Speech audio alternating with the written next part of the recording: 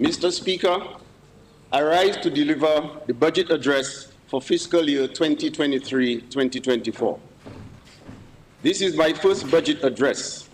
Therefore, permit me to begin by giving thanks. Mr. Speaker, I thank the Heavenly Father for giving me another opportunity to serve my country.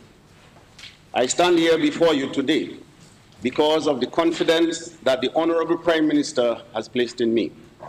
I am here in this honorable house because of the solid support of the good and sincere people of the Roseau Valley constituency. I recognize the importance of the portfolio bestowed upon me, and I assure the people of Dominica of my full commitment to the task at hand.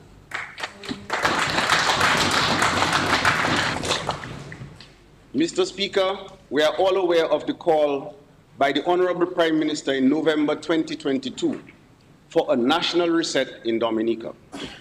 I wish to take the liberty to share with this honorable House what that national reset means. To understand the need for a national reset, one must appreciate our present-day circumstances and the environment that has led us to this point. Mr. Speaker, there is general consensus that we are lingering in uncertain times, but I hasten to say, times filled with opportunities. Here in Dominica, we have been subjected to many natural disasters, including more recent Tropical Storm Erika and Hurricane Maria. Like the rest of the world, we too were impacted for a prolonged period by the pandemic. When we all thought that the pandemic was over and we were ushering a period of recovery, then came the Russia-Ukraine war. This conflict has triggered inflationary shocks in many parts of the world, including here in Dominica. We are also cognizant of the current geopolitics of the world. The reality is that countries are looking more inward rather than outward, and the support that we would have received in the past is not as readily available as it once was, particularly at a time when climate change continues to impose hardship on our people.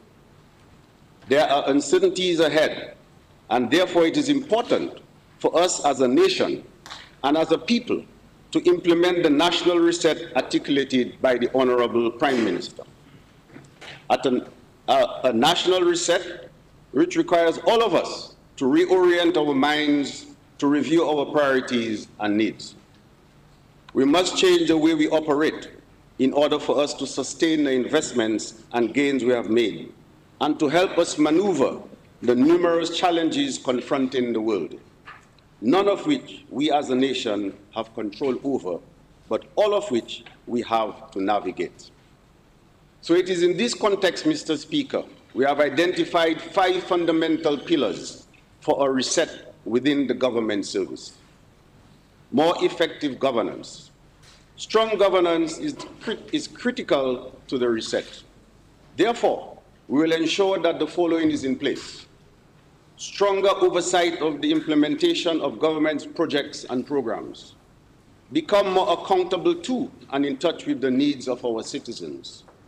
Modernization of the electoral system and reform of the justice system. Public service modernization and transformation. A reset requires major improvement in the way government relates to achieve this modernization and transformation. We will, A, implement measures to improve delivery of service to the public, maximize the human resources already available in the public service for greater productivity and efficiency. Retool interns under the National Employment Program with additional skills such as digital skills. Digitalize more services and systems and improve public communication and awareness. Greater focus on the productive sector, including the allocation of more of government's resources to projects and programs to facilitate sustainable economic growth and increase the number of permanent jobs available in the country. Strengthen social protection with a focus on the safeguarding of the vulnerable, particularly senior citizens and the differently abled. Reform of our education system and enhancing the health system and programs focusing on prevention, particularly with non-communicable diseases. Ensure financial stability. Mr. Speaker, a strong and sustainable fiscal position is required to adequately respond to the needs of our citizens and ensure economic stability. Therefore, the reset will focus on rationalized public expenditure, debt sustainability, and increased revenue. Mr. Speaker, it is the view of this government that all of these are essential prerequisites to securing a resilient Dominica, to ensuring that our country can withstand the external shocks and climatic impacts amidst a very volatile global environment. Mr. Speaker, the IMF estimates that Dominica's economic grew by 6.9% in 2021 and 5.7% in 2022. This strong performance was mainly due to an increase in construction activity, a rebound in the tourism industry, and a substantial rise in agricultural output. This is indeed a significant achievement, given the lingering effects of COVID-19 and the far-reaching consequences of the Russia-Ukraine war. Growth of roughly 4.7% is projected for 2023, fueled in large part by major ongoing investments in agriculture, tourism, and construction. Mr. Speaker, during fiscal year 2022-2023, central government's fiscal position improved owing to the economic growth and performance, plus our concerted efforts to reduce expenditure and increase collection of tax areas. At the end of fiscal year 2022-2023, central government reflected a primary balance surplus of 0.9% of GDP. That is, following primary deficits of 5.8% and 5.5% of GDP at the end of fiscal year 2020-2021 and fiscal year 2021-2022. Mr. Speaker, while we have achieved much, we recognize that there is much more work to be done to strengthen government's fiscal position, including reducing the national debt in order to continue on the path to fiscal resilience. To this end, Mr. Speaker, fiscal year 2023-2024 budget is being presented in the context of the need for a national reset and mindful of the current global environment and the unknown challenges which lie ahead. Mr. Speaker, for the fiscal year 2023-2024, I propose recurrent expenditure inclusive of those provided by law totaling $639.6 million. The Ministry of Finance, Economic Development, Climate Resilience, and Social Security has received the largest allocation of the recurrent estimates, totaling $271.9 million, or 42.5%. Of this amount, $106.6 million is allocated to the payment of debt service, while $45.1 million is appropriated for retirement benefits. The non-contributory pension, which now extends to individuals 65 years and over, and insurance premiums for earthquakes, tropical cyclone, and excess rainfall perils with the Caribbean Catastrophe Risk Insurance Facility, CRIF, are also included in the allocation for the Ministry of Finance. The second largest budgetary allocation of $73 million, or 11.4%, is for the operation of the Ministry of Health, Wellness, and Social Services. The Ministry of Education, Human Resource Planning, Vocational Training, and National Excellence will receive the third highest allocation of $71.5 million, or 11.2%. An amount of $59 million, or 9.2% of the total recurrent expenditure, is allocated to the Ministry of National Security and Legal Affairs. The Ministry of Public Works and the Digital Economy will receive $55 million, or 8.6% of the total recurrent expenditure. Mr. Speaker, I now move to the capital estimates. For the fiscal year 2023-2024, I propose total capital expenditure of $701.6 million. Office of the President, $1 million. National Security and Legal Affairs, $5.2 million. Elections, $700,000. Office of the Prime Minister, $265.7 million. Finance, Economic Development, Climate Resilience, and Social Security, $11.1 million. Agriculture, Fisheries, Blue Economy, $47.5 million. Education, Human Resource Planning, Vocational Training, and National Excellence, $23.6 million. Housing and Urban Development, $69.1 million. Health, Wellness, and Social Services, $11.7 million. Environment, Rural Modernization, Kalinago Upliftment, and Constituency Empowerment, $35.9 million. Tourism, Culture, Youth Sports, and Community, $21.3 million. Establishment, Personnel and Training Department, $12.5 million. Public Works, Public Utilities, and the Digital Economy, $138 million. Foreign Affairs, International Business, Trade and Energy, $19.7 million. Cabinet Office, $1.2 million. Labor, Public Service Reform, Social Partnership, Entrepreneurship, and Small Business Development, $11.7 million, all totaling $701.6 million. Mr. Speaker, I must emphasize that although the recurrent budget for this fiscal year has been reduced, all of government's social programs, which are currently in place to support the vulnerable, will continue. Including the Public Assistance Program, the Foster Care Program, the care of the juveniles who come in conflict with the law, our Centenarian Program, and the 65 and over non-contributory pension program, and of course, the Yes We Care program.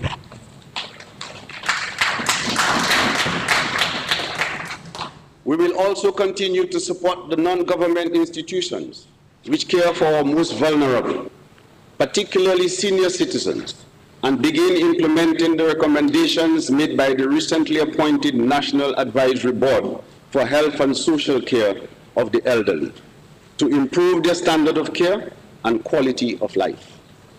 In April this year, we passed into law 5 bills to protect the rights of women, children, and the elderly, and victims of domestic violence, and to improve their access to justice. They allow the vulnerable to seek redress on a number of matters, guide the provision of childcare services, facilitate proper administration of the matters related to domestic violence, and enhance the delivery of justice for the protection of children.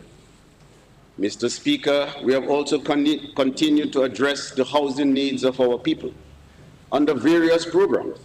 Currently, 344 homes are under construction. This includes 256 housing units in 11 communities, namely Grand Bay, Point Michel, Wesley, Scott's Head, Paybush, Vickers, Penville, Woodford Hill, Kinfield, Trafalgar, and Egliston, and 88 houses in other communities. We will construct another 327 houses this fiscal year, including the relocation and resettlement of some residents of Good Hope, Saint-Sauveur, Petit-Soufrière, and Campbell. Under the Future Housing Development Program, 50 homes will be constructed in Warner and Cotton Hill to help more young professionals, the youth, and the employees in the public and private sector to realize their dreams of owning a home.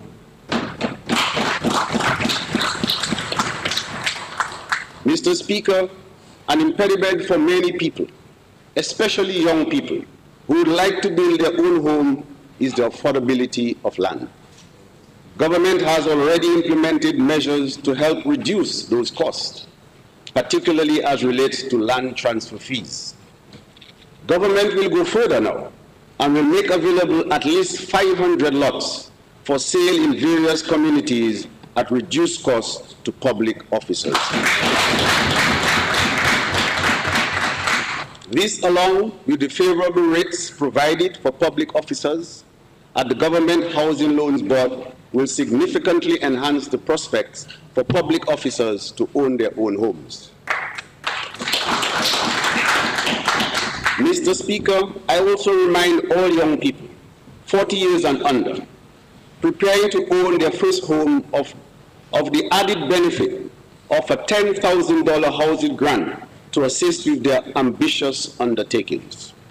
This program started during 2020-2021 fiscal year, and to date, government has dispersed grants amounting to 1.9 million to 200 applicants. An additional 1.5 million has been allocated to continue this program in this fiscal year. Mr. Speaker, as relates to health, government is on a journey to promote the health and wellness of our citizens and residents. It is a journey that has witnessed the completion of 2 hospitals, several health and wellness centers, the commissioning of new state-of-the-art equipment to improve and expand health services available in the country, the establishment of the Dominica Hospitals Authority, and the ongoing training of our patient care providers. All of these make more specialized and improved care available to the public. Mr. Speaker, there is no one who can dispute the fact that Dominica's health system is far better now than it has ever been. One can now receive care at a hospital that is equivalent to that of developed countries. In Dominica, our main hospital has 7 operating theaters, a state-of-the-art emergency room with its own operating theater, a special eye care, modern and private rooms for patients, an intensive care unit with isolation rooms, a fully equipped diagnostic department with modern diagnostic equipment, a cardiovascular imaging center and telemedicine center, plus a fully equipped laboratory which allows us to greatly expand our testing capacity. In addition, this government has invested significant amounts to build our human resource in health. We have many more specialists than we ever had before. These specialists, along with the state-of-the-art hospital and equipment, have allowed an expansion of health services in the country, thus allowing us to avoid, in many instances, the cost and inconvenience of having to travel abroad for treatment. Mr. Speaker, we have taken note of some concerns expressed by the public about their experience with the healthcare system and will continue to work on the following this year: improving patient care and patient and family experience at our health centers and hospitals.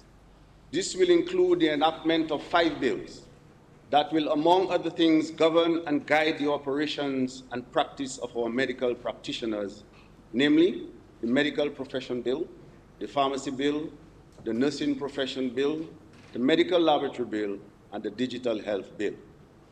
Patient outcome in terms of their results after being treated at our hospitals. And thirdly, the welfare and well-being of nurses, doctors, and staff of our hospitals and health and wellness centers. Mr. Speaker, the health and wellness of our citizens is one of the priorities of this government. To ensure wellness, we must engage in preventative behaviors and practice healthy habits. The national reset also requires people to take better care of themselves to help reduce the high incidence of non-communicable diseases, such as diabetes, hypertension, cancer, and cardiac disease. These diseases impact family life, livelihoods, productivity, and by extension, the country. Government has also been investing in sports to promote the health and wellness of our people, to foster community engagement, and to help advance our people. We have long recognized and positioned sports as an integral means to human advancement and a vital enabler of sustainable development. Mr. Speaker, sports is also a key component of our development agenda. This is why, over the years, the government has made significant investments to facilitate the growth of sports and the sports industry. We continue to invest heavily in modern sports facilities and services to allow our people to fully explore their skills and talent. This year, we will strengthen our sports programs to benefit our youth, to ensure that our student athletes are provided with the right support to perform at the highest level. We will also focus on the construction of 2 major national facilities in Portsmouth, an Olympic standard track and field facility and an indoor sports facility, all with the necessary associate amenities. We will also continue the upgrading of several hard courts and playing fields around the country, including the installation of lights. Mr. Speaker, it's imperative that as a country, we continue to give support to the efforts of our sports personalities and organizations. In this regard, a framework for the establishment of a National Sports Council is being developed. Additionally, the National Sports Trust Fund, which was promised by this government, has been established. Sports personalities, particularly those who represent Dominica at the regional and international level, will benefit from that fund as a means of encouraging them to focus on enhancing their talent and skills and motivate them to continue to excel. We are proud of the achievements of all our young people in the field of sports, and I recognize at this time cricketers Alec Atanaz, who is presently on the West Indies team,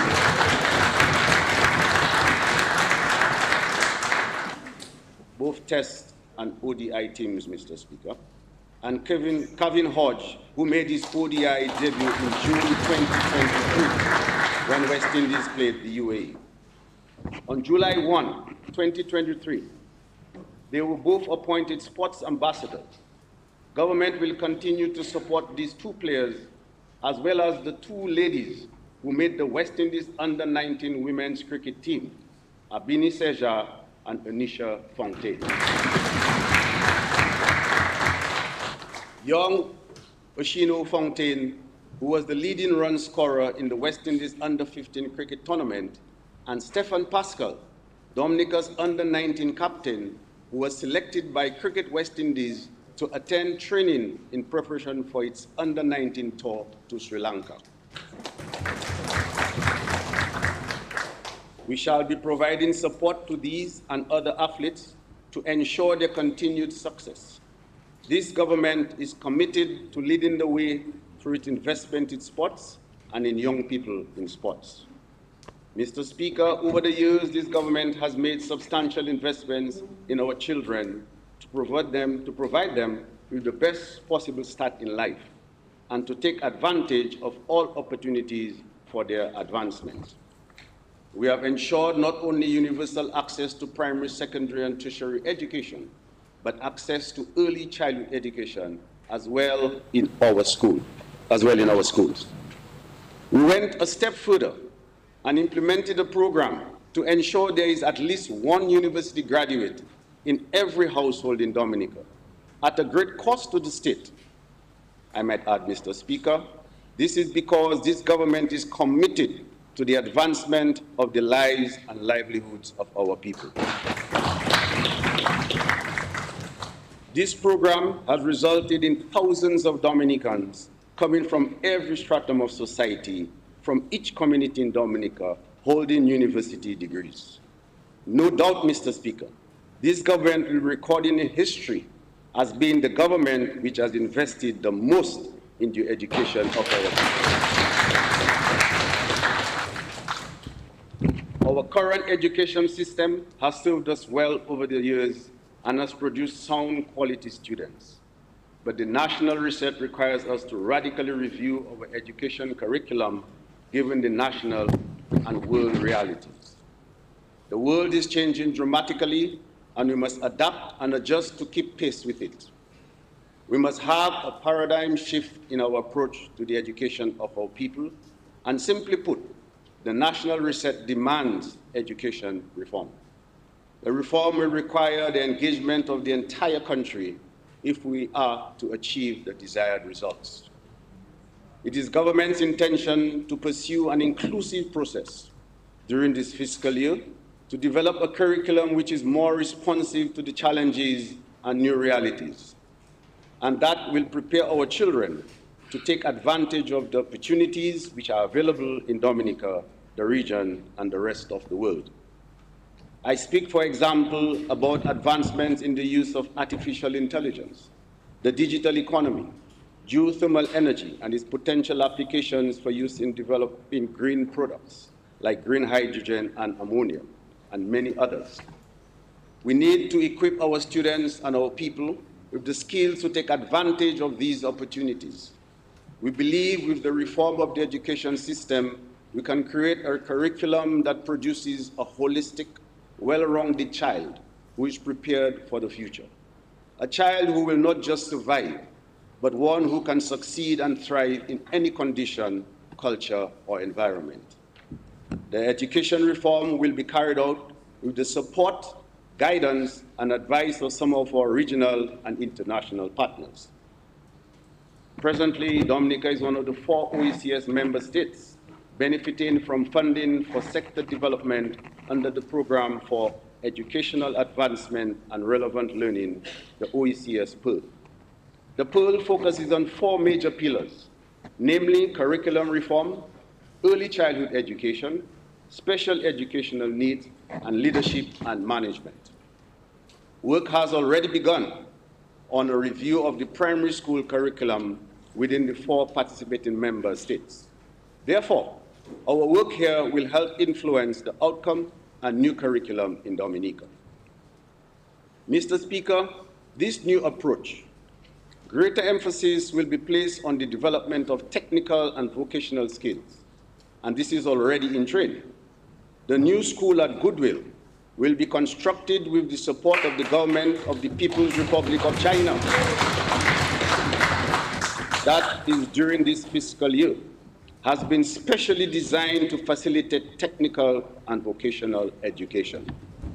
When completed, this new school shall be established and designated as a national center of excellence for technical and vocational education. Once we have agreed on the blueprint for our new education system, we will invest further in the training and development of our teachers and other education providers. We will also ensure that the appropriate resources are made available to the schools. Our aim is to empower them to deliver to the nation students based on the new curriculum, teaching methodologies, and testing requirements.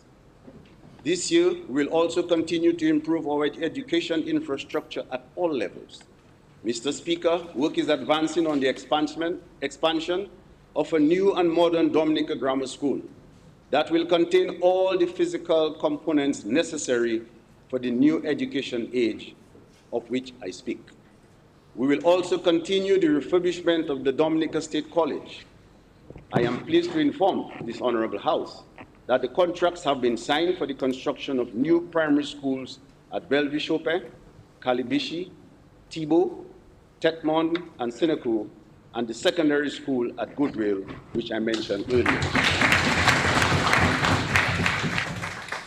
We thank the government of the People's Republic of China for their solidarity and support in rebuilding these schools destroyed by Hurricane Maria.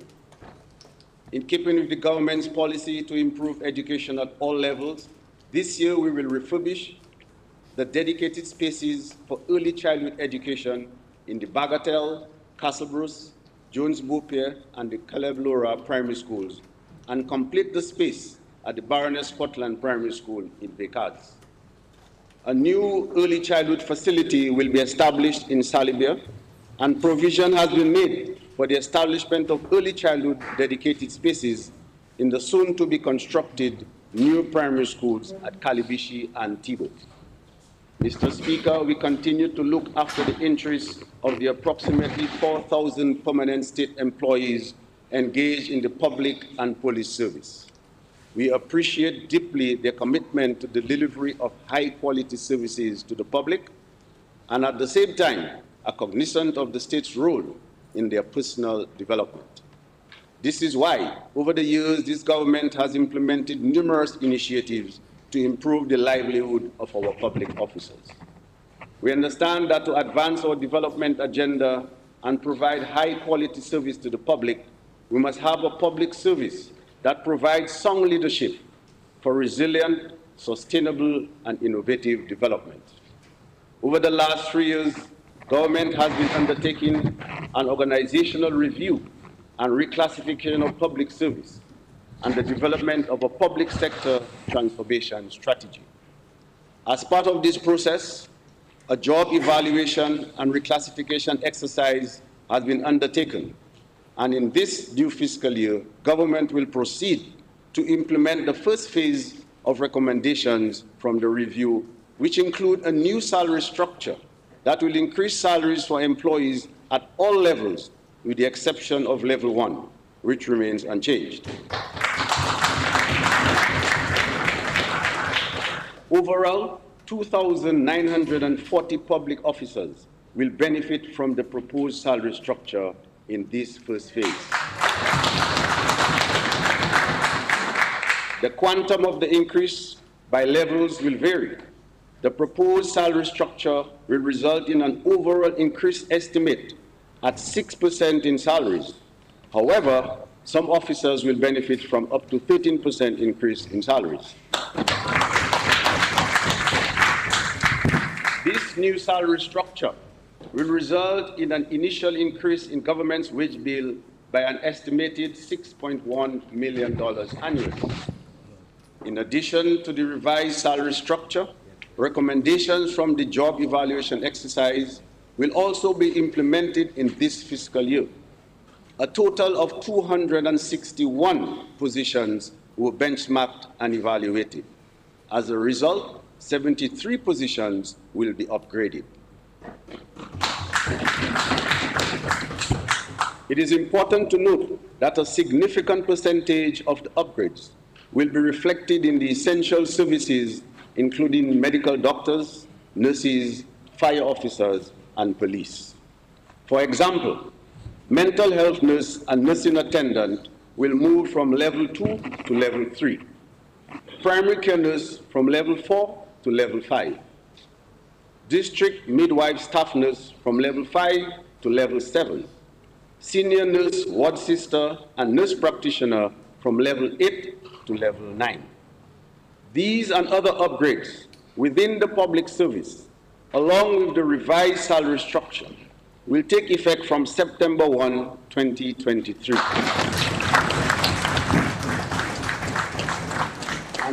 And will increase government's wage bill by an estimated $9 million annually. Mr. Speaker, I wish to emphasize that this is just the first phase. A special management committee has been assigned to monitor the implementation of the reclassification and make recommendations for other positions for further review and evaluation. A standing job evaluation committee has also been assigned to conduct continuous review of positions beyond this exercise. It is expected that all these initiatives will lead to increased efficiency, effectiveness, and improved delivery of service to our citizens and residents.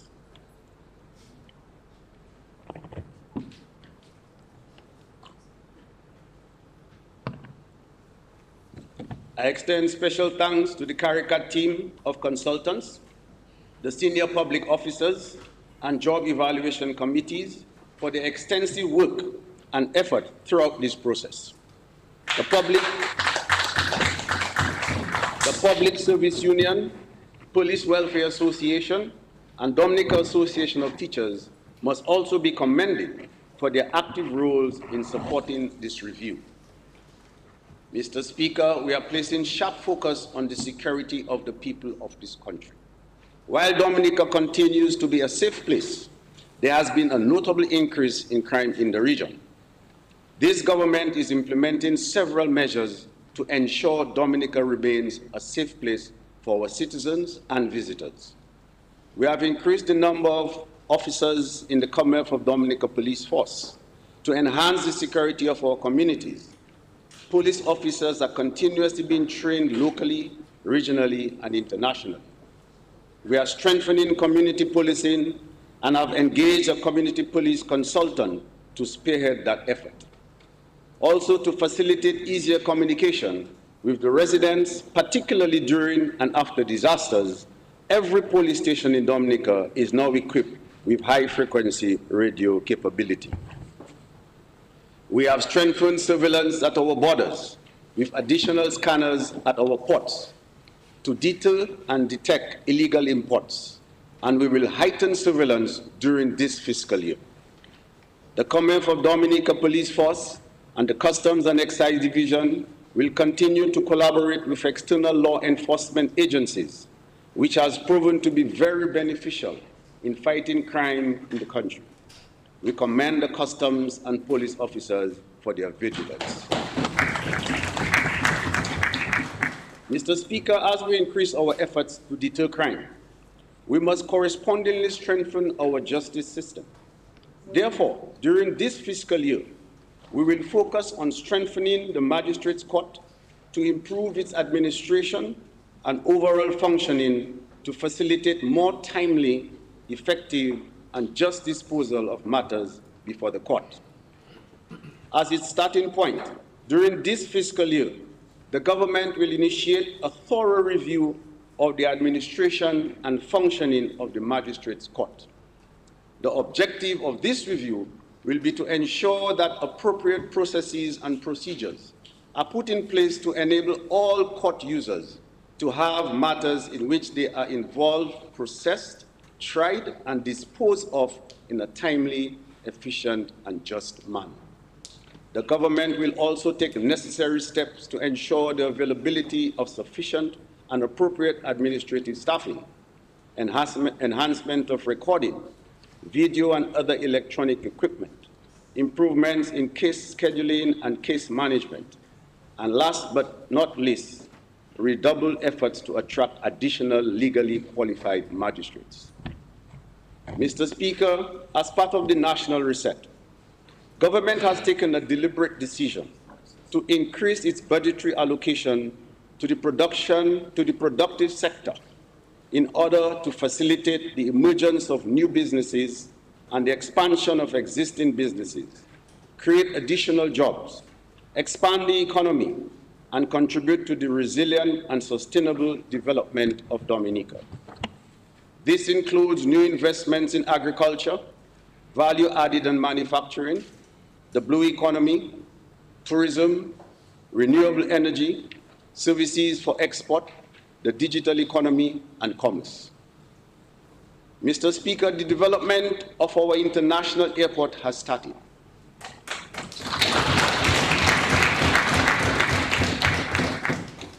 The international airport is critical to the overall transformation of our economy and will facilitate the growth of all sectors of the economy, and in particular our agriculture, tourism, and trade sectors.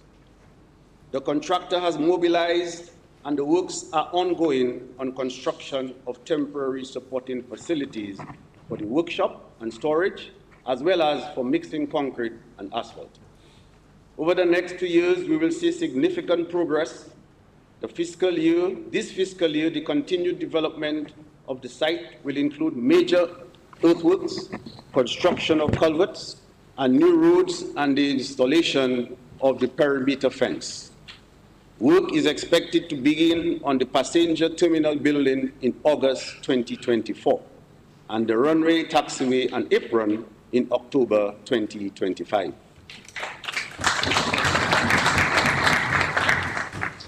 Mr. Speaker, now is the time for us to begin preparations for the dramatic change that will take place in the economy. All sectors need to align themselves to maximize the many opportunities which will be derived from this very important project.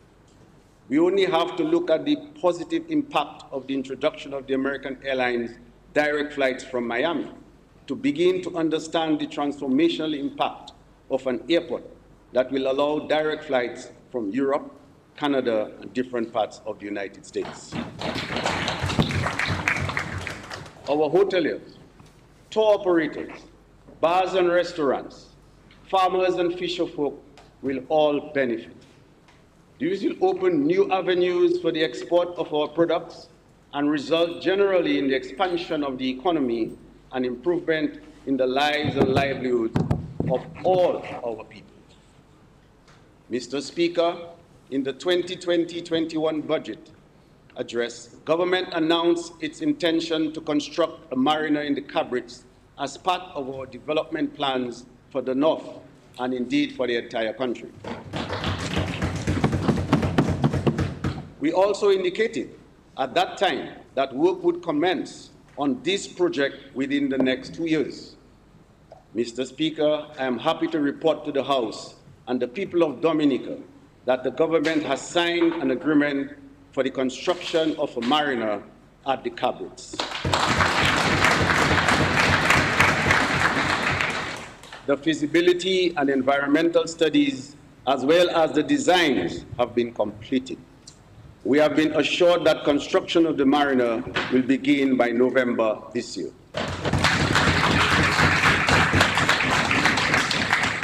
The marina will provide dedicated slips for yachts with a length of up to 60 feet, as well as flexible spacing for berthing, super yachts, a repair yard, fuel farm, customs house, administrative building, and commercial spaces to be leased to businesses desirous of offering goods and services to visitors. Mr. Speaker, these significant investments in improvement of access to Dominica is supported by the substantial efforts that the government continues to make in the improvement of our road network. The 127 million East Coast Road from Boadiab to Hatton Garden via Casabros and the Kalinago territory is scheduled to be completed by December 31 this year. Though it is incomplete, residents of the area can already attest to the improvements in the comfort, safety, and driving experience in the completed section. We are investing to enhance economic opportunities for the people of the East. The road will benefit residents, tourism stakeholders, and farmers in that area. We look forward to witnessing the expansion of activity and transformation of the eastern communities. Mr. Speaker, it is said that road connectivity is an integral part of development, and this is why this government has prioritized and upgraded and developed our roads. The Hills Road to York Valley segment of the Layu Valley Road has been completed at a cost of $20 million. And work will commence on the segment from Layu Bridge to the Warner intersection very soon. We recognize the importance of this road to the farmers, tourism operators, and other residents traveling from the West Coast to the East. Mr. Speaker, the Roseau Enhancement Project will also continue this year. You will recall that under the previous phases of this project, the government constructed the new West Bridge, several retaining walls to protect Roseau and Pottersville from floods, rehabilitated the road along the riverbank, and established the Roseau Promenade, now the center of entertainment in Roseau.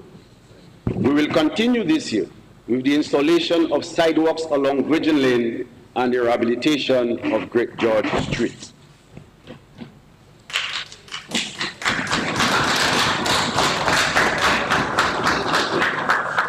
Mr. Speaker, presently agriculture contributes $274 million to Dominica's GDP.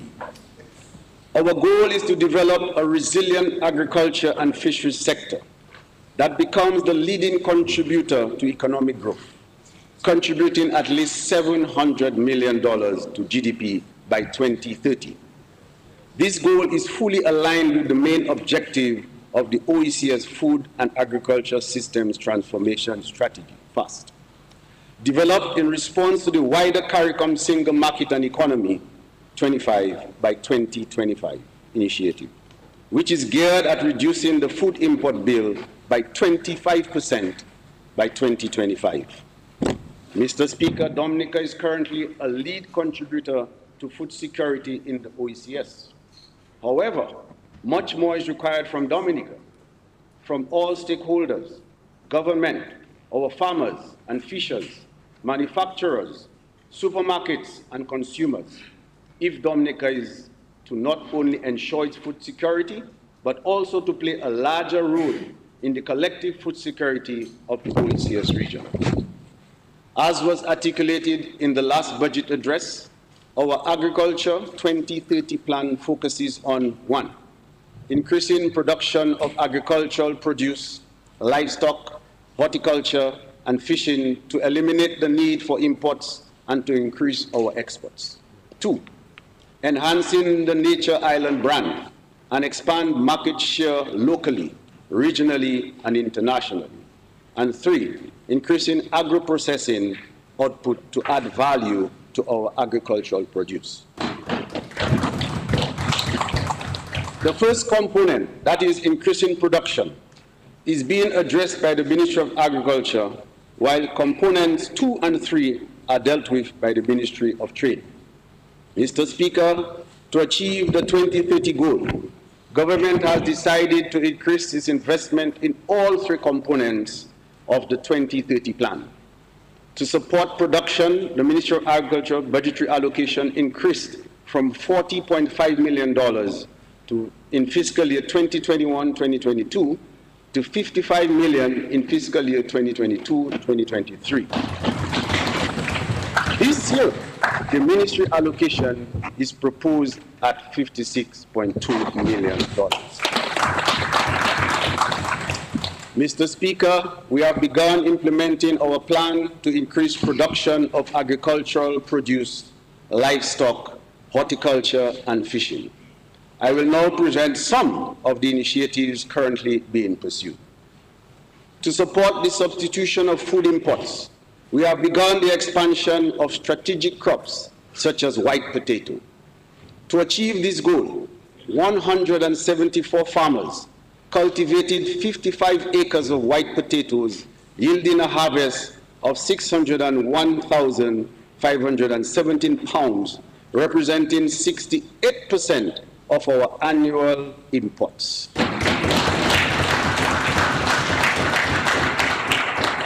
It is our intention to achieve an 80% self-sufficiency rating in the production of white potatoes. We will also implement an import substitution strategy for leafy vegetables, tomatoes, onions, sea moss, pork, chiffon, rabbit, meat, mutton, poultry, prawns, and tilapia. The National Abattoir will be fully rehabilitated and equipped to support our import substitution program for pork and poultry. Our target is for the substitution of at least 15% of imports from local production by 2025. The 13 million tissue culture laboratory at Portsmouth is nearing completion. When completed, the lab will provide for the rapid multiplication of high-quality disease-free planting material, which will support the expansion of target crops and improve the resiliency of our agriculture sector. We express our thanks to the government of the People's Republic of China and to the Chinese Agricultural Technical Mission for making this possible. We have also signed a technical assistance agreement with the government of the Republic of Cuba. Under this agreement, we'll receive 20 technical specialists to provide technical support in tree crops and livestock expansion programs at an estimated cost of $800 million. Sorry, $800,000. Mr. Speaker, an additional $2.7 million will be spent to redevelop the agricultural centers at Portsmouth, Woodford Hill, Londonderry, and La Plaine to supply agricultural material to farmers. We will also upgrade priority agriculture infrastructure, such as the Plant Protection and Quarantine Center in Longhouse, the agricultural centers of Woodford Hill, Londonderry, and La Plaine, the Farmers Service Center at Gullet River, and 7 fish landing sites at Scott's Head, Soufriere, Faucolet, Newtown, Bioche, Mahu, and Saint-Sauvé at Mr. Speaker, that is at an estimated cost of $11.4 million. We will also make an additional investment of $1.8 million in livestock development to import new breeds and improve existing breeds of sheep, goats, rabbits, and pigs, and operationalize the Central Livestock Farm Laboratory to reproduce a consistent supply of young animals by artificial insemination. Mr. Speaker, our farmers have indicated that the scarcity of farm labor is their main challenge. The government has therefore appointed a 15-member task force on farm labor to address issues of access, cost, and availability of labor for agriculture, fisheries, and agribusinesses. The task force has advised on the adoption of an entrepreneurship approach to provide specialized farm services and the introduction of a policy for the supply of migrant labor through an organized recruitment program with support from the International Organization on Migration.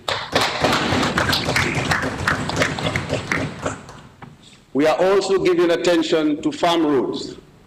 A $5.8 million contract for the rehabilitation of the Chatwell Road connecting Bellevue-Chopin to Pichelay was awarded, while sectors of the La Plaine, Grand Bay, Cuba Road, and Beauplan roads were completed. 25 other critical farm roads have been assessed, and as announced by our Prime Minister in last year's budget address, we will tackle farm roads development by rehabilitating a number of them each year until all are fully repaired. Mr. Speaker, to ensure that we create the right environment to support the growth of the sector, we have reactivated the Agricultural Investment Unit with a new mandate to support large commercial producers and to provide management oversight of key agricultural investments. There are also tremendous opportunities for adding value to our fresh produce, particularly our toloma and cassava, our freshwater prawns and tilapia, and sea moss. We shall continue to provide support to these cultivations for increased production to generate alternative sources of income and wealth creation. Mr. Speaker, we are calling on owners of idle lands to turn these investments into production by cultivating tree crops such as avocados, coffee, cocoa, coconuts, and citrus, targeting at least 2,000 acres of pre-established 2.5 to 10-acre plots. In relation to government investment to enhance the Nature Island brand and expand market share locally, regionally, and internationally, we have established an agricultural produce procurement facility with Dexia valued at $5 million. This allows Dexia to purchase a wider range of farm produce to systematically supply the local market, particularly supermarkets and hotels, as well as export to the region and beyond. Last fiscal year, we began preliminary work for the establishment of the Buy Dominica depot in other countries in the region. This initiative is expected to significantly increase demand for Dominica's produce and products, thereby increasing our exports. To increase agro-processing output, to add value to our agricultural produce, government is approaching this on several fronts, aimed at assisting agro-processors to upgrade their businesses and increase production. This year, government has allocated an amount of $1 million to provide operating space for agro-processors in several communities, including Roseau and Portsmouth. A sum of $1 million has also been allocated to provide grants to juice producers. Mr. Speaker, the $27.8 million concessional loan facility at the Aid Bank will remain available to our farmers and agro-processors, while government will continue to provide small grants and technical support to help with their cost and product certification. Mr. Speaker, while farmers and agro-processors continue to work hard to produce, to bring in foreign exchange, to assure us of food security, to create jobs, and the government continues to mobilize significant funds and make available technical support in collaboration with bilateral partners and multilateral organizations, the true success of agriculture rests with the consumers of our country.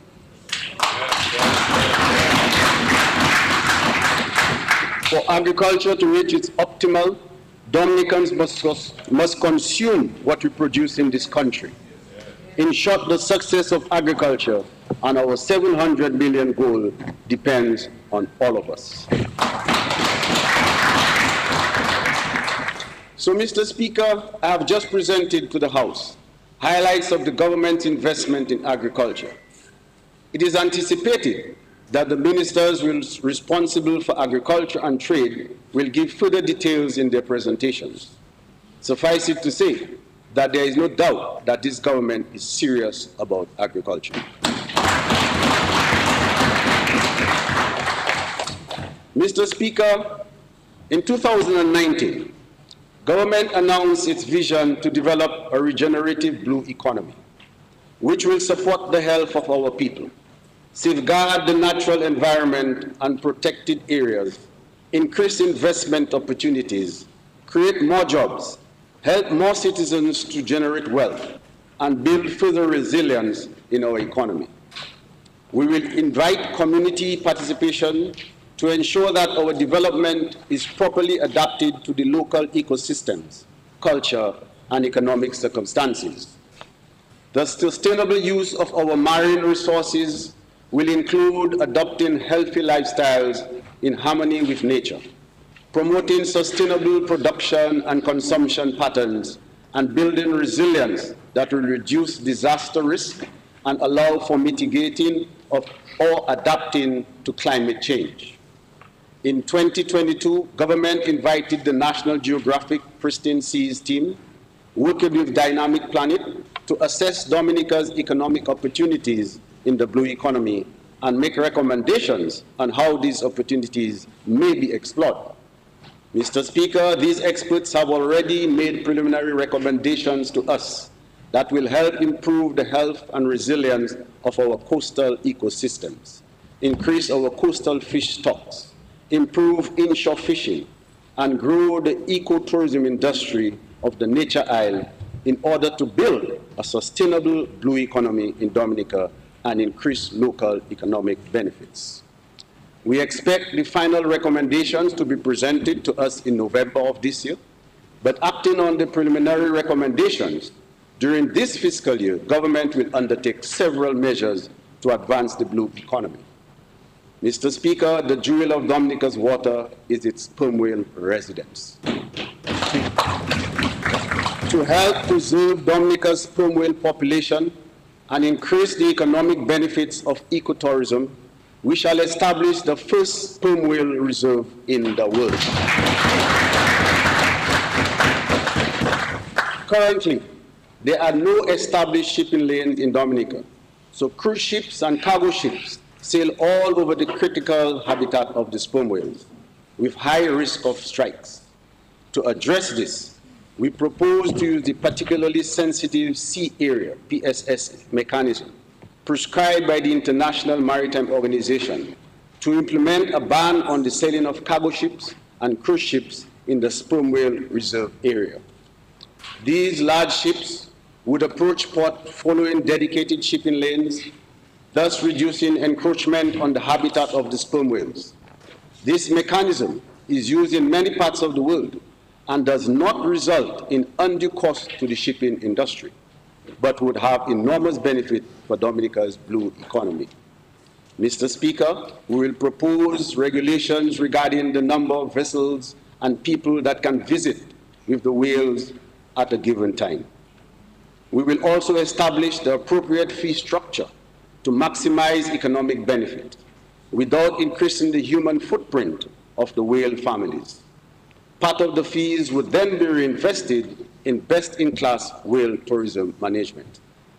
Mr. Speaker, in our two current marine protected areas, Scottshead-Soufriere Marine Reserve and the Cabridge National Park, we will increase the level of protection of these marine reserves to increase fish abundance, maximize the economic benefits from scuba diving in the reserve, and enhance coastal fisheries around the reserve because of fish spillover. Surveys have shown that Macuba Fishing Bank harbors an abundance of marine life, although at a lower level than expected for an offshore seamount.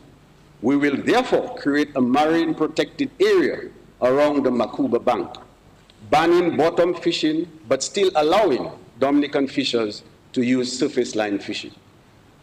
The economic benefits of these combined actions far exceed their cost and are a triple win for all Dominicans. A sperm whale reserve will be a huge marketing tool for Dominica's destination as an ecotourism mecca if managed well. This will also require a marketing campaign for us to feel as proud of our sea and whales as we are of our forests, lakes, and rivers. To support these initiatives, we will implement the National Action Plan to prevent, deter, and eliminate illegal, unreported, and unregulated fishing in collaboration with the Caribbean Regional Hub, to strengthen cooperation in the use of innovation and digital technology to fight fisheries crime. In addition, we will take to Parliament the required amendments to the Fisheries Act of 1987 in order to facilitate the regulation of the dive sector, recreational fishing, whale watching, and water sports activities in Dominica. Mr. Speaker, the blue economy is on a course to become another major pillar for Dominica's sustainable and resilient economic development.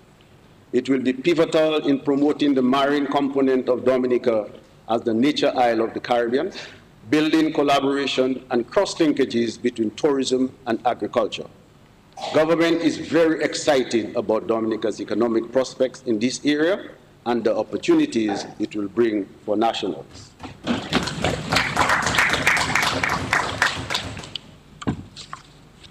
Mr. Speaker, despite the significant global challenges from 2020 to 2022, the tourism sector has shown strong recovery, evidenced by estimated growth of 85% of GDP in 2022, and further growth of 13% is projected for 2023.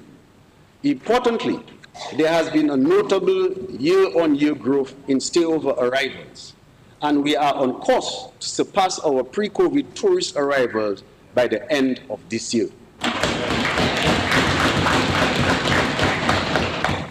Destination Dominica continues to receive numerous accolades.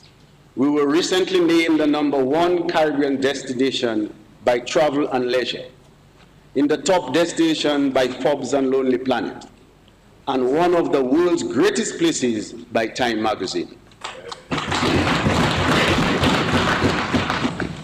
In addition, we were highlighted in the 2023 Sports Illustrated Swimsuit edition, showcasing our beautiful black volcanic sand beaches. These accolades affirm the appeal of our destination, elevating our global image and driving economic growth. Mr. Speaker, we plan to build on this momentum to increase the awareness of Dominica while making it increasingly easier for visitors to arrive at our shores. We are set to expand the sector to increase stayover visitors, increase visitor spend, increase employment and resilient livelihoods. We have set an ambitious target to increase stayover visitor arrivals by 500,000 by 2030.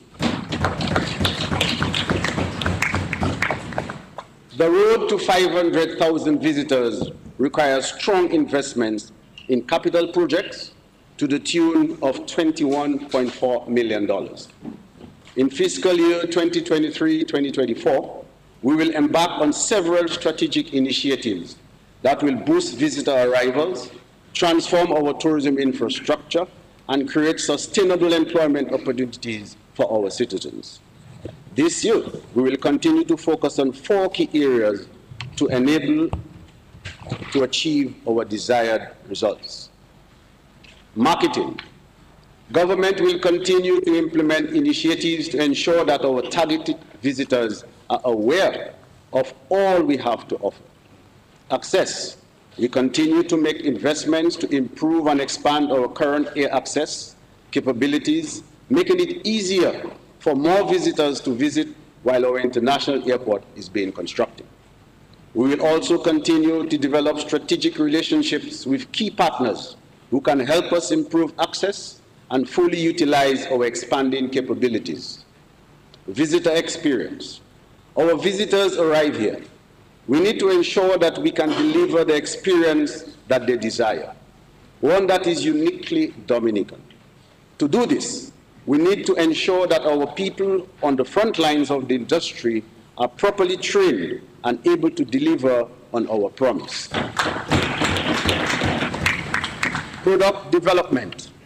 We need to maintain and develop the many attractions and activities Dominica offers to visitors. We have many natural attractions, but we need to ensure that we make them easily accessible and safe for our visitors to enjoy. Marketing. Mr. Speaker, provisions have been made in this year's recurrent budget for marketing destination Dominica. This is to ensure that we continue to tell our authentic story about all Dominica has to offer. We will also continue the target destination marketing approach, which we started last year. This will allow us to reach those in key source markets who are looking for the exposure and experiences that we offer. Mr. Speaker, we can all see the positive impacts the direct flight to the US continues to have. It is therefore incumbent upon us to do everything possible to retain and grow this service. We are therefore continuously making improvements to our main airport facilities, enhancing both the capacity and visitor experience. A key project for us in this period involves improvement to the runway at Douglas Charles Airport. This initiative is a necessary precursor to the construction of our international airport.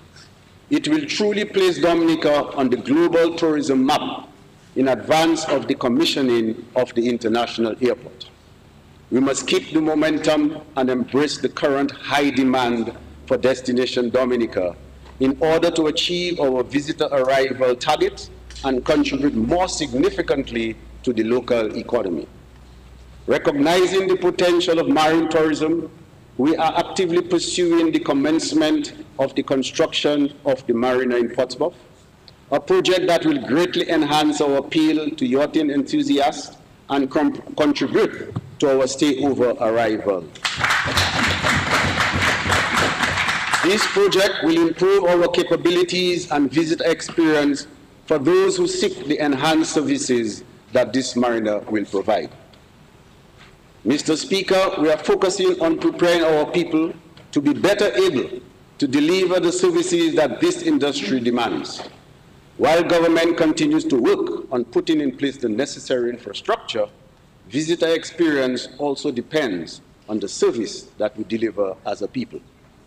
It has to begin at our ports, continue with our taxi service, service at our hotels, restaurants, and guest houses, our vendors and how they present themselves and products, and how we interact with the tourists on our streets. Mr. Speaker, one area that we have already singled out is culinary arts.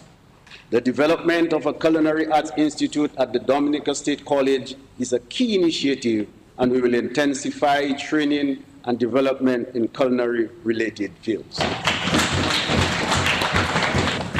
Additionally, As part of our digital transformation, we'll be introducing e-gates at our major ports of entry and providing technology for cashless transactions to select tourism service providers. Mr. Speaker, in consultation with the vendors and tourism stakeholders, we have concluded jointly that the Vendors Arcade will enhance visitor experience and increase income opportunity for our vendors. Therefore, this fiscal year, government will proceed with the construction of a Vendors Arcade. This arcade will afford vendors adequate space for displaying and selling their products, as well as space for restaurant and entertainment. One of the major projects is the construction of the cable car to the Boiling Lake. This project, which has already created significant local employment during its mobilization phase, will continue to offer long-term sustainable jobs when completed. This world-class project will provide visitors with a unique experience and perspective of our beautiful island and its natural wonders, providing an unmatched tourism experience. Mr. Speaker, as the world becomes increasingly conscious of the negative environmental impacts of mass tourism, we recognize the importance of sustainable tourism. Therefore, we will continue to create new sustainable products with our natural resources, including opportunities in the blue economy, agriculture, sports, services, and our natural environment. Mr. Speaker, the government of Dominica made major strides during the last fiscal year in its geothermal development project. This is one of our 4 transformative projects with 3 critical objectives. 1, to reduce the cost of electricity in Dominica, to generate 100% of our electricity from renewable sources, and thirdly, to create new commercial activity based on our abundant geothermal resources. Over the last 8 months, 2 additional geothermal wells required to operate the planned 10 megawatt power plant in Loda were drilled and tested. This fiscal year, our focus has shifted to the 2 remaining components. 1, the construction of the power plant, and 2, the building of a new high-capacity transmission network. To ensure greater resiliency, the transmission lines from Loda to Fonkole will be placed underground. We are investing in developing the skills of our people so that they can play a major role in the ongoing development of our energy infrastructure. Over the last year, our nationals have benefited from various forms of skills training, including internship during drilling and participation in a 6-month geothermal training program in Iceland. We acknowledge that this has been a long journey, but this government has remained committed to this project because we understand the long-term, permanent, and positive impacts the fully commissioned geothermal plant will have on the cost of doing business, on the electricity bills of consumers, and the huge potential for attracting foreign direct investment because of the reduction in the cost of energy. Mr. Speaker, government continues its mission to drive economic growth through digital transformation. Evidence has shown that the increased use of digital technology and digital platforms helps to streamline operations and reduce costs, save time, increase productivity, make goods and services more accessible, enhance customer experience, and help make timelier and evidence-based decisions. These benefits increase efficiency and demand, save money, and in the case of businesses, result in increased profitability. They also improve the ease of doing business, thereby making Dominica a more attractive destination to do business. There has been notable progress in Dominica's transition to a digital economy, both in the private and public sectors.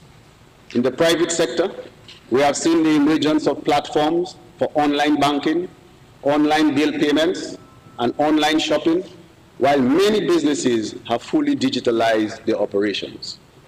Government has been playing a major part in this transformation.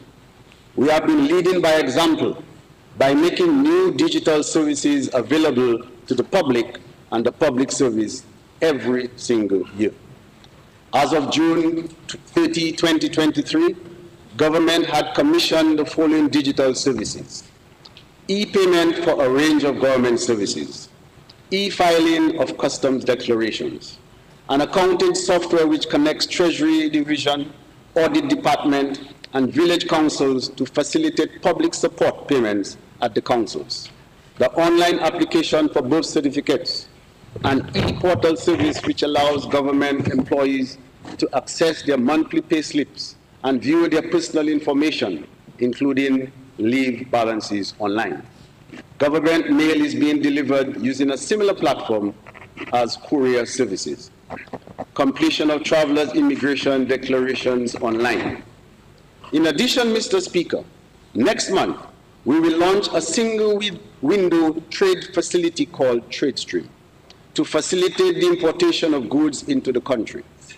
TradeStream will allow importers or their brokers to apply to the Planned Quarantine Division and the Ministry of Trade for import permits and licenses, as well as pay customs duties online, all in one system.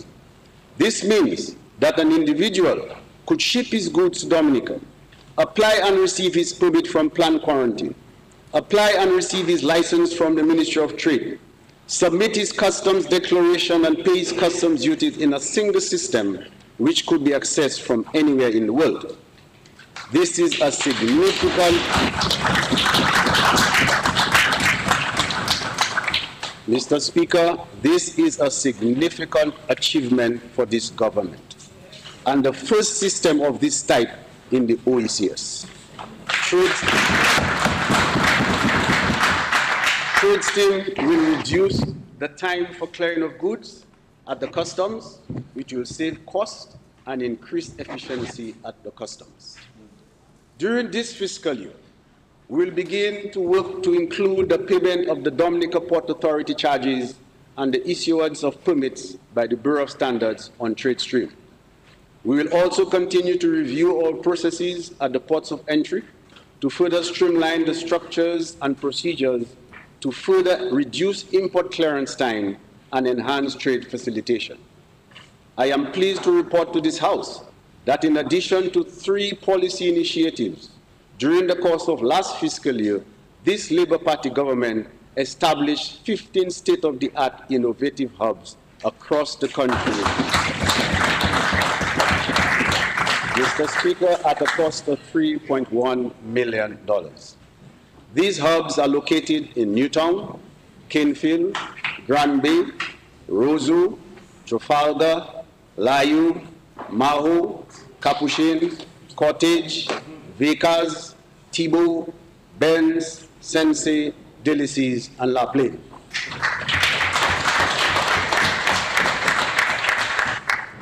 Mr. Speaker, this fiscal year, we will develop and begin the implementation of a number of major platforms to improve our services to the public and increase efficiency, effectiveness, and productivity within the government.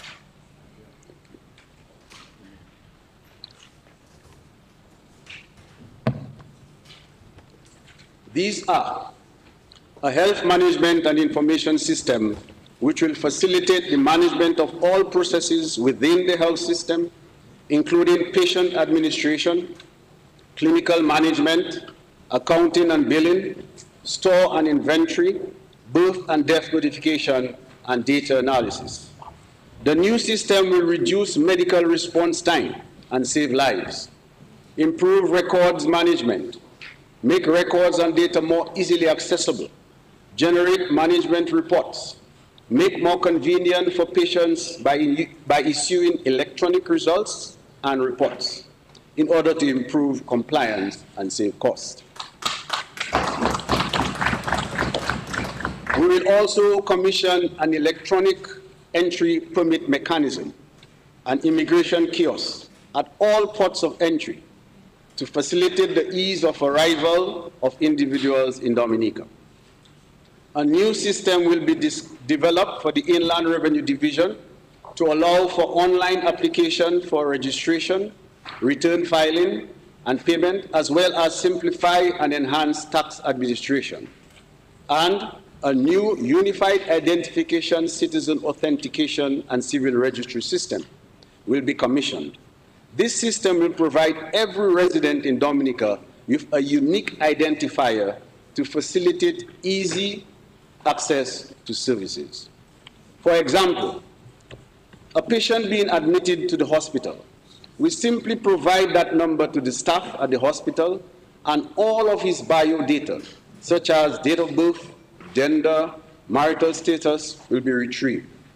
That identifier will be available from birth and will facilitate the generation of birth certificates as well. We also intend to take new legislation to Parliament, which will ensure that digital and online transactions are adequately protected by law. We will begin taking these new bills to Parliament later this fiscal year. Mr. Speaker, to further support investments in the digital economy, government will directly invest in the future of our young people by providing grants of up to $27,000 to support digital technology. This will provide young people an opportunity to unlock their potential and equip themselves with skills, resources, and tools to thrive in this digital age. We will begin the application process and the disbursement of these grants during the first quarter of this fiscal year. I urge the young people to apply and take advantage of these opportunities. Mr. Speaker, one of the immediate benefits of government's investment in the digital economy is the creation of online jobs and better paying jobs for several young people. To date, 181 Dominicans have been trained and 109 have been engaged in online jobs in the global space. An additional 60 are engaging in another 12-week training program. This government is building the capacity of our people and creating better jobs opportunities for them. Mr. Speaker, as a government, we understand clearly the value of collaboration with the private sector. It leverages the strengths of both parties to achieve common goals. The benefits are evident in increased employment, economic growth, and innovation. The most recent examples of successful collaboration include the construction of several hotels and other projects under the Citizen by Investment program, and the expansion of Clear Harbor to Portsmouth. All of these investments have created hundreds of jobs and contributed to the growth we have seen since the pandemic. One year ago, during the budget address, the Prime Minister informed the House that government had entered into partnership with CSUM Holdings Limited for the operation of the American Canadian School of Medicine at the government-owned medical school in campus at Picard in Portsmouth. Since then, the government has worked closely with the school to ensure that all of the prerequisites to begin operating were met. The owners of the medical school have taken over the facility and have made significant improvements. Mr. Speaker, several Dominicans have already received employment. The curriculum has been developed. The teaching staff are in place, and the school has received accreditation which allows it to start receiving students.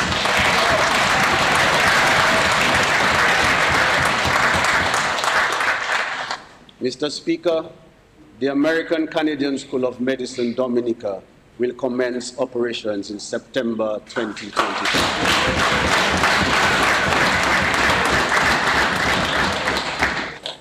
This development is no doubt good news for the many service providers in the general vicinity of the campus, the Portsmouth community, and the entire country.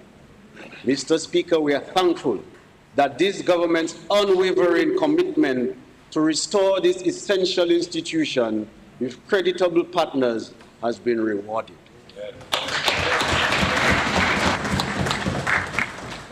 Mr. Speaker, after considering the many investments that the government has made and continues to make, one can only conclude that this Labour Party government is fully committed to the sustainable development of the economy and the growth and empowerment of the people of this country. We are creating an abundance of opportunities for new sustainable jobs and for the expansion of businesses.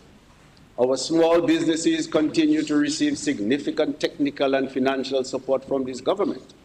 Last year, we fully operationalized the one-stop shop at the small business unit, and businesses have already begun to receive greater technical support, including training in operational management, marketing, and financial management. The one-stop shop is particularly valuable for small businesses as it provides access to a range of services and expertise all in one place.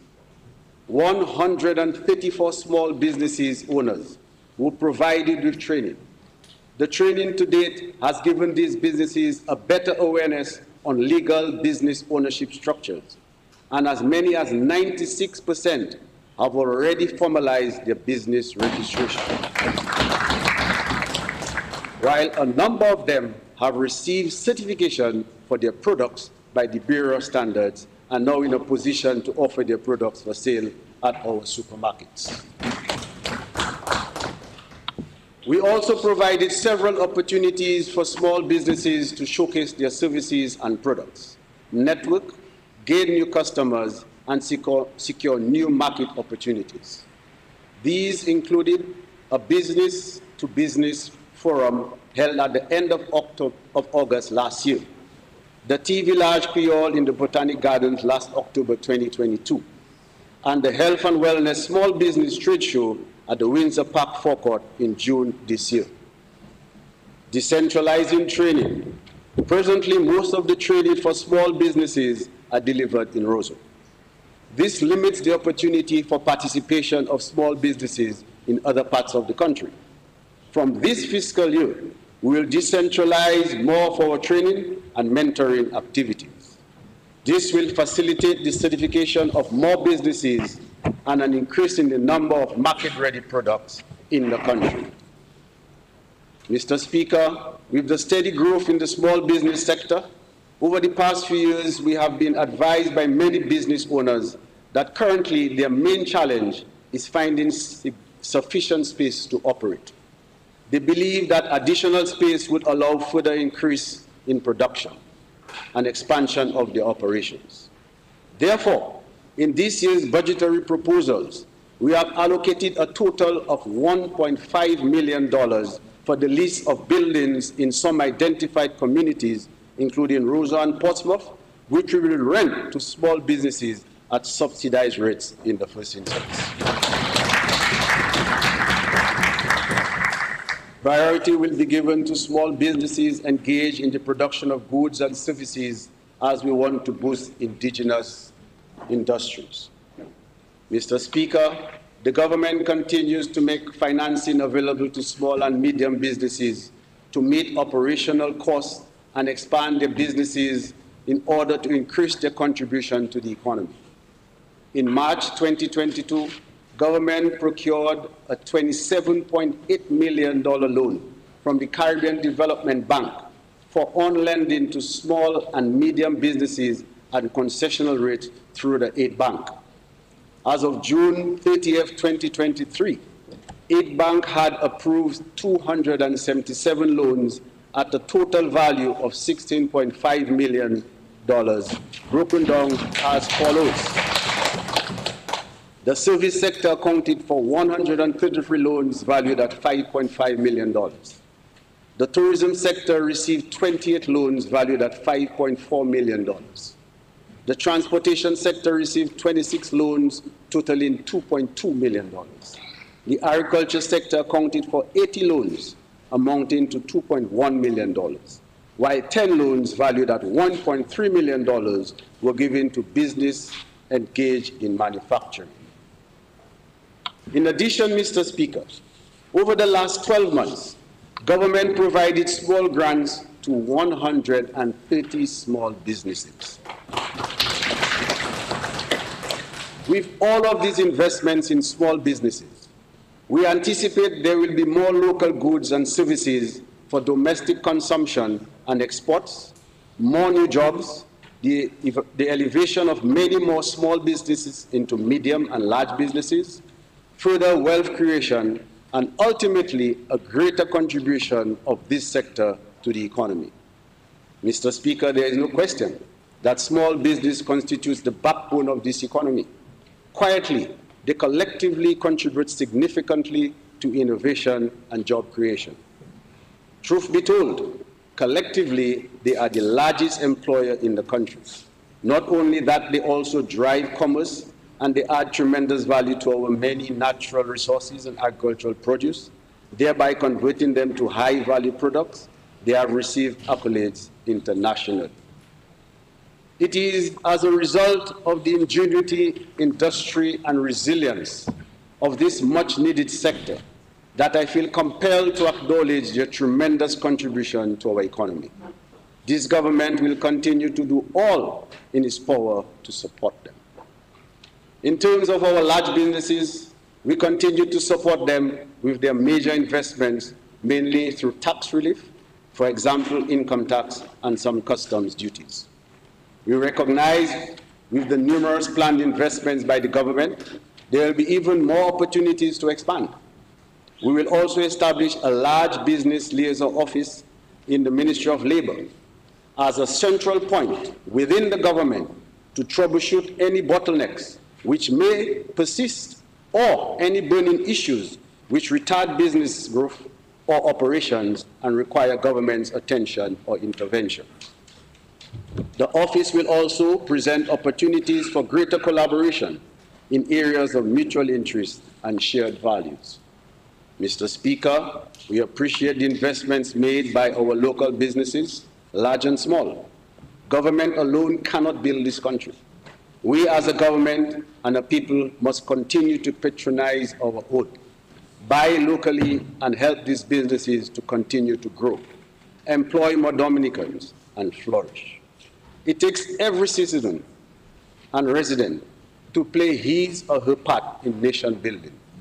Together we can, together we must build a strong, more resilient Dominica. Mr. Speaker, the expenditure estimates which I have just presented will be financed by tax and other sources of revenue, loans and grants, together totaling $1.3 billion and broken down as follows. Recurrent revenue totaling $1.06 billion, capital revenue of $5.5 million, grants amounting to $138.4 million, loans at $94 million. Mr. Speaker, as indicated when I began my presentation, Dominica's economy is recovering following a number of climatic and exogenous shocks. However, government's fiscal standing has not yet recovered from the adverse impacts of these shocks, particularly the two-year COVID-19 pandemic, which occurred just 2.5 years after Category 5 Hurricane Maria. We recall the devastation of Category 5 Hurricane Maria and government's extensive response in support of the thousands of families who had been dislocated. This was in addition to the government having to clean up and restore access in this country and build back with resilience at a time when tax revenue collections were well below average. The COVID-19 pandemic followed quickly, less than 3 years after Maria, exacerbating government's already weakened fiscal position. During that 2-year pandemic, government's expenditure spiked as government was forced into extraordinary expenditure to save and protect our people and cushion the impact of the pandemic on the population. We commissioned a new hospital to care for COVID-19 patients. We engaged more healthcare professionals. We spent significant amounts to quarantine those affected or exposed to reduce the spread of the virus. We spent millions of dollars on COVID-19 tests. We gave concessions to cushion the impact of the pandemic to protect livelihoods. You will recall that during that same pandemic period, there were times when government was forced to shut down most of the country to protect our people, which resulted in sharp declines in government's revenue on each occasion. Given the magnitude of both events, we thank God for sparing us and for helping us and our economy to bounce back.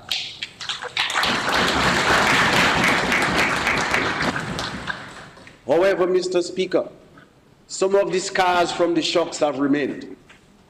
Our debt to GDP, which was at 68.3% in 2016, moved to an estimated 97.7% at the end of 2022. Meanwhile, debt servicing moved from 67.5 million in fiscal year 2015-2016 to 116.6 million in fiscal year 2022 to 2023. Take note, Mr. Speaker, that our debt to GDP ratio was 68.3% in 2016. That's just prior to Hurricane Maria. And the target by the ECCB was 60% by 2030. So you should recognize that by 2016, we were well on our way to achieving this target of 60% because we were 68.3%. However, the ECCB has readjusted and it's 60% by 2035. As we have mentioned on several occasions, fiscal resilience is critical to Dominica's resilience and sustainable development. Therefore, as part of our national reset, we must give attention to government's fiscal position to ensure fiscal stability and resilience.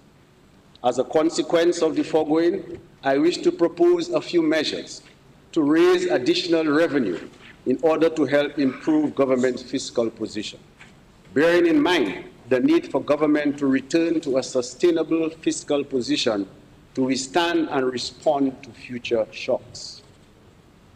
Mr. Speaker, with effect from November 1, 2023, government will introduce a 2% stamp duty on outbound money transfers from money services businesses such as Western Union, MoneyGram, JN Money Transfer, covered under the Money Services Businesses Act, Chapter 7882 of the 2017 revised laws of the Commonwealth of Dominica. This means that persons transferring money out of the country through these businesses will pay a 2% stamp duty on the value of these transfers with effect from November 1, 2023. Mr. Speaker, security threats within the global environment have forced jurisdictions to increase regulations on financial institutions, as evidence has shown that these institutions are prone to be exploited by criminal elements. As a result, a number of jurisdictions have established standards for the operation of the financial services sector. Although Dominica may not have been engaged in the crafting of some of these standards, we are forced to comply in order to be able to do business within the international financial space. Therefore, government has had to put systems in place to enhance supervision of our financial institutions to ensure they meet international standards. We have had to increase staffing at the Financial Services Unit, the Inland Revenue Division, the Registrar of Companies, and the Financial Intelligence Unit. We have also enhanced our procedure and processes, commissioned new IT and security systems, enhanced staff capacity. In addition, critically, we have had to defend Dominica's position in terms of its implementation of the standards and supervisions of these institutions. Just in 2023, we fought to ensure that Dominica was not placed on the European Union negative list, commonly known as the EU blacklist. Our efforts were successful.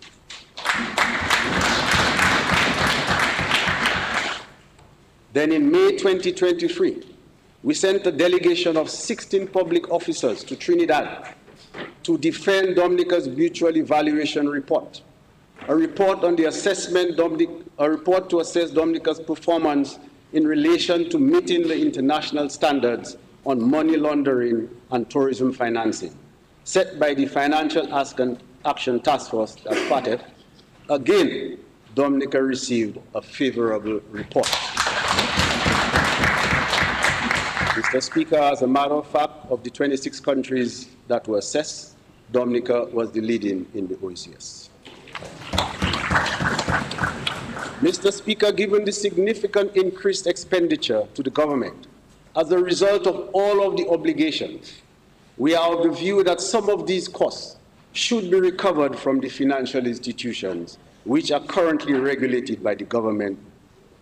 Therefore, Mr. Speaker, with effect from January 1, 2024, the annual license for the operation of an offshore bank covered under the Offshore Banking Act, Chapter 7302 of the 2017 revised laws of the Commonwealth of Dominica will be increased from 8,000 US to 25,000 US. With effect from January 1, 2024, the annual license fee for insurance companies operating under the Insurance Act 7849 of the 2017 revised laws of the Commonwealth of Dominica will increase to $50,000. Mr. Speaker, the Financial Services Unit Act, Chapter 6303 of the 2017 revised laws of the Commonwealth of Dominica prescribes the principal functions of the Director of the Financial Services Unit, including supervising and regulating the operations of credit unions as defined under the Cooperatives Act, Societies Act, Chapter 7803 of the 2017 revised laws of the Commonwealth of Dominica. The Financial Services Unit Act has also deemed the credit unions as financial institutions carrying out financial services businesses. Furthermore, the Financial Services Unit Act requires these credit unions to obtain a license to operate. Presently, these credit unions are operating without the license prescribed by the Act. Therefore, with effect from January 1, 2024, all credit unions which qualify to operate under the Cooperative Societies Act, Chapter 7803 of the 2017 revised laws of Dominica, must obtain a license to operate. The license will be renewable annually on or before December 31st every calendar year for the following year. The fees for the license are as follows. For credit unions whose total assets are below $25 million, the license fee is $10,000 per year, which is less than $1,000 per month. For credit unions whose total assets are below $50 million, but more than $25 million, the license fee is $20,000 per year. For credit unions whose total assets are below $100 million, but more than $50 million, the license fee is $40,000 per year. For credit unions whose total assets are below $500 million, but more than $100 million, the license fee is $60,000 per year. For credit unions whose total assets are $500 million or above, the license fee is $100,000 per year. In addition, we will increase the license fee for money service businesses covered under the Money Service Businesses Act, Chapter 7882 of the 2017 revised laws of the Commonwealth of Dominica as follows. Money transmission businesses will pay a license fee of $15,000 annually, and payday advances businesses will pay a license fee of $15,000 annually. These license fees will take effect on January 1, 2024. In the 2022-2023 budget address, the Honorable Prime Minister announced that government will allocate some of the CBI revenue to debt repayment, similar to what is done for the Vulnerability, Risk and Resilience Fund. Government established the Debt Repayment Fund in April 2023 and will begin capitalizing that fund during this fiscal year. In this regard, Government will impose a levy on the investments raised by the developers of the CBI-funded private sector in developments. The levy will be charged at a rate of $5,000 per investor in the CBI program. This levy will take effect from September 1, 2023, and will be payable after approval of the citizenship and prior to the issuance of the certificate of naturalization to the investor and his or her approved dependents. Mr. Speaker, we will implement a new license regime for the agents and promoters of the Citizen by Investment Program. In this regard, government will issue new licenses to qualifying agents and promoters with effect from October 1, 2023. The fee for these licenses will be as follows: US $15,000 annually for non-resident agents, and US $10,000 annually for non-resident promoters.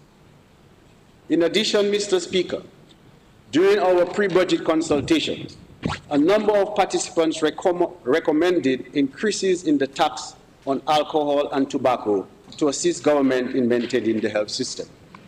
Therefore, government will increase the current excise tax rates on alcohol and on tobacco by 25 cents per litre and per kilogram, respectively.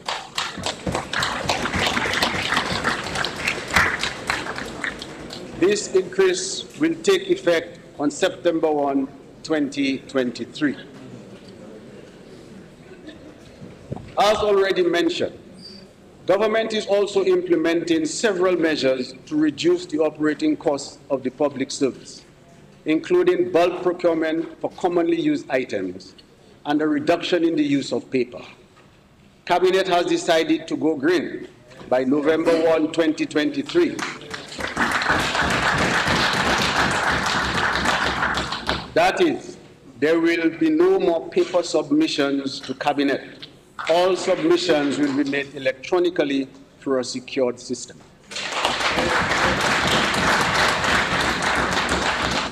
In addition, we will bring to Parliament the necessary amendment to repeal the return filing requirements in the Income Tax Act, Chapter 6701 of the 2017 Revised Laws of Dominica, for individuals whose only source of income is from employment. This measure will be implemented in phases to allow sufficient preparation time for the private sector. The first phase will apply to government employees with effect from income year 2024. Mr. Speaker, this means that a government employee who receives only income from the government will not be required to file an income tax return for income year 2024, which would have been due by March 31, 2025. The Inland Revenue will put the necessary administrative arrangements in place to ensure that qualifying employees continue to benefit the tax deductions prescribed by the Income Tax Act. Mr. Speaker, presently the fee to obtain a birth certificate and a marriage certificate is $5, while the cost of the paper for each certificate plus the cost of printing is in excess of $30. With effect from August 1, 2023, the cost of birth, marriage, and death certificates will be $20.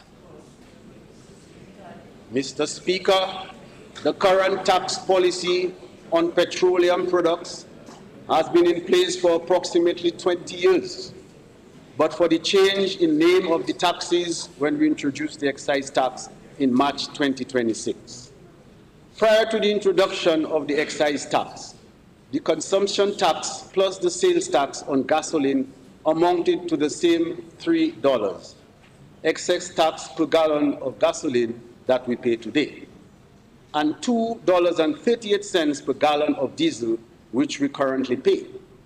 Additionally, in July 2008, government removed the 45 cents excise tax and the customs service charge on liquefied petroleum. Mr. Speaker, we are of the view that the time has come for a review of the tax regime on petroleum products. Therefore, government will appoint a task force to review the current rates and system of taxation, as well as provide recommendations for the implementation of a modern tax regime that is equitable and fair. We intend to report to the Parliament the findings and recommendations of these exercises by January 2024. Mr. Speaker, in accordance with the Climate Resilience Act of 2018, the Climate Resilience Execution Agency, CRED, tenure is due to end in December 2023. CRED was created in the aftermath of Hurricane Maria that devastated the island in September of 2017 to provide coordination and leadership to the country in its pursuit to rebuild the island as the first climate resilient nation in the world. Mr. Speaker, our government is proud of the many accomplishments of CRED, particularly in the manner in which it has worked with the communities, international agencies, and line ministries within the government. CRED has performed remarkably over the past 4 years. Many international bodies and agencies have indicated a very strong interest in the work of CRED and have also documented its work through the use of multimedia in writing. Most recently, a delegation from Providencia, Colombia, spent a week in Dominica to learn of Dominica's resilience journey. We thank our international and regional partners who assisted us with the establishment of CRED, as well as the multilateral organizations, well-wishers, advisors, and staff who have supported CRED.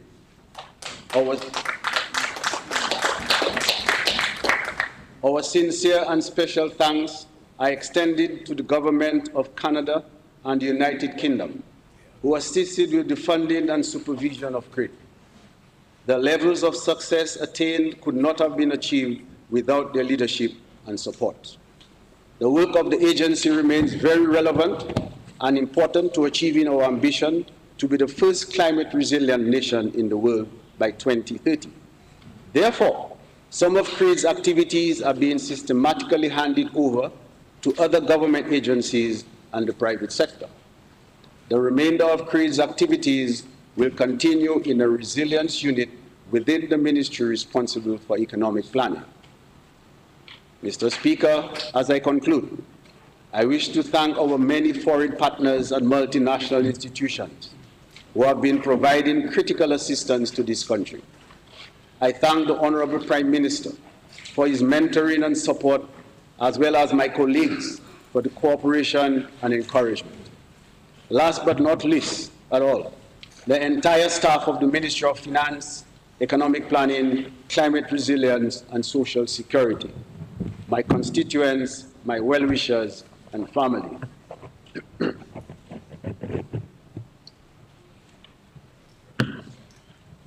Before I end, Mr. Speaker, permit me to reiterate our government's call for a national reset. The world has changed, and so must our mindset. We must come to terms with the present-day global reality and be mindful of the possible global changes which may lie ahead. It is imperative that we act responsibly with our choices, priorities, and policies in how we manage our lives and our resources. We have worked hard, and I am calling on us in this fiscal year to work even harder. We must secure current gains and lay a sound platform for the future. We are a resilient people. We have encountered numerous challenges and have learned many lessons as a country. Following each event, we have demonstrated our ability to overcome and to rise.